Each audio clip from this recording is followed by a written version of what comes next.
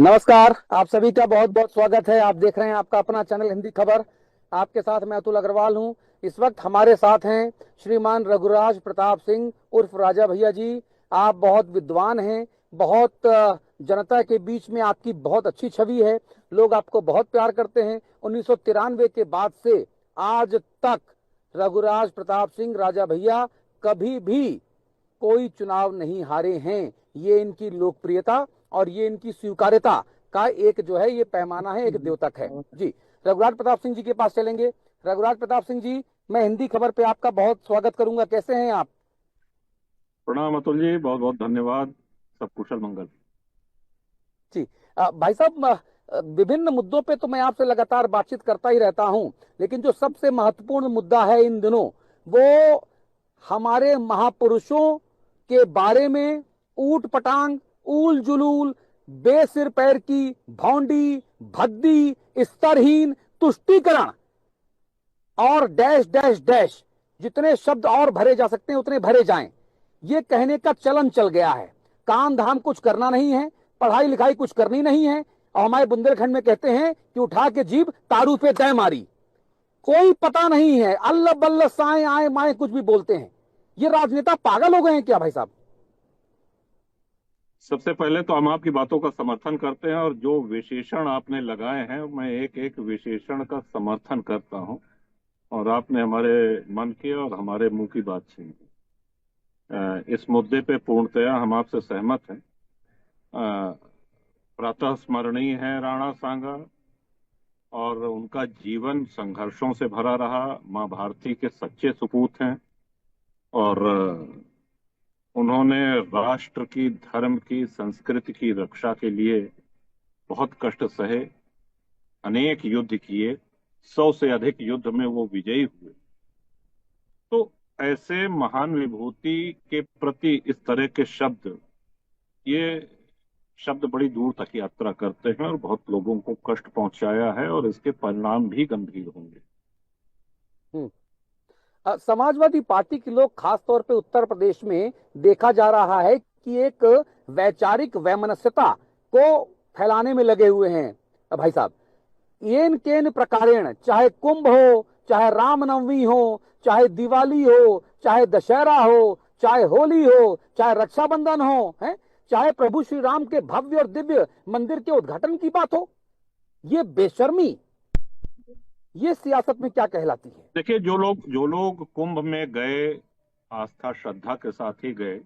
और हर हम्म। वर्ग, हर आयु वर्ग, हर आय वर्ग के लोग गए। सबने हम्म। प्रशंसा करी। मैं स्वयं भी वहां 12 दिन से अधिक ही रहा हूं। बहुत जी। अच्छी व्यवस्था और सराहनीय व्यवस्था। और मैं तो ये कहता हूं कि वहां के एक सफाई कर्मी से लेकर के, एक होमगार्ड से लेकर के, और ऊपर तक के जो भी अधिकारी हैं, जितना जी। उनसे हो सकता था पूरा उन्होंने प्रयास किया उस आयोजन को सफल बनाने में। और सुदूर भारत से ही नहीं बल्कि विदेशों से भी जो लोग आए, जो सनातनी हैं, आस्थावान हैं, हिंदू हैं, उन्होंने इस व्यवस्था को सराहा है, इसकी सराहना की। तो जी। अद्भुत आयोजन था महाकुंभ का। और ये दैवी कृपा से ही संभव है। आप समझें कि करोड़ों हम्म। लोग जो आए, एक भी व्यक्ति पूरे कुंभ में भूखा नहीं सोया। कहीं कोई ठिकाना नहीं हम्म। था, कोई होटल नहीं था, कोई रिजॉर्ट नहीं था कि उन्होंने कमरे बुक किए हों और लंच या डिनर का ऑर्डर दिया हो। लेकिन कोई भी हम्म। भूखा नहीं सोया। अन्य क्षेत्र आश्रमों के माध्यम से, साधु संन्यासियों के, संतों की कृपा से जो चल रहे थे, उन्होंने एक जी। एक श्रद्धालु का पेट भरा। ये अपने आप में एक अद्वितीय और अद्भुत उदाहरण है। और जी। ये सनातन का आप चमत्कार भी इसको कह सकते हैं, ईश्वरीय कृपा। हम्म। तो वो कुंभ पे उंगली उठाना तो कोई व्यक्तिगत विद्वेषवश कोई करे तो करे, लेकिन इतना सफल हम्म। आयोजन की जितनी भी प्रशंसा की जाए उतना कम है।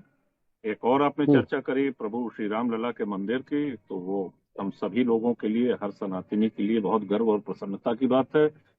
और हम्म। हमारा तो ये सौभाग्य रहा है कि रामलला सरकार जब त्रिपाल में विराजे थे तब भी दर्शन किए। उसके पहले जब विवादित ढांचे में थे तब भी दर्शन किए। और जो अस्थाई मंदिर था वहां भी दर्शन किए, और अब भव्य मंदिर में दर्शन किए। तो जी। ये बहुत ही हर सनातनी के लिए, हर हिंदू के लिए बहुत गर्व और प्रसन्नता का विषय है। इतना भव्य मंदिर हम्म, बन करके तैयार हुआ है। तो अब ईश्वर को न चाहने वाले या ईश्वर का विरोध करने वाले, ये सतयुग में भी थे, त्रेता में भी थे, द्वापर में भी थे, और कलयुग में तो होंगे ही होंगे। तो हम तो ये जी। मान के चलते हैं कि जब साक्षात ब्रह्म ने, भगवान ने अवतार ले लिया, उस समय भी उनके हम्म, विरोधी थे। तो हम्म, वो परंपरा विरोध वाली लगता है आज तक चली आ रही। जी। लेकिन कलयुग में मैं देख रहा हूं कि ये जो विघ्न संतोषी लोग हैं, ये जो नाना प्रकार के रूप धर के और ये सनातन की मुखालफत करते, सनातन का विरोध करते सामने आते हैं बड़ी बेशर्मी से। इन लोगों का इलाज किया जाना तो जरूरी है। जनता जो इलाज करे वो इलाज करेगी ही करेगी, और जनता ने इसीलिए तो इनको सत्ता से बाहर रखा है। लेकिन मूल सवाल ये है कि ये लोग बार बार भाई साहब ऐसा करते क्यों हैं? इनको क्या मजा मिलता है ऐसा करके? ये सस्ती लोकप्रियता, ये यूट्यूब में यहां वहां तो कुछ दो चार दिन बयान चल जाता है, मैं इसके अलावा इनको क्या मिलता है?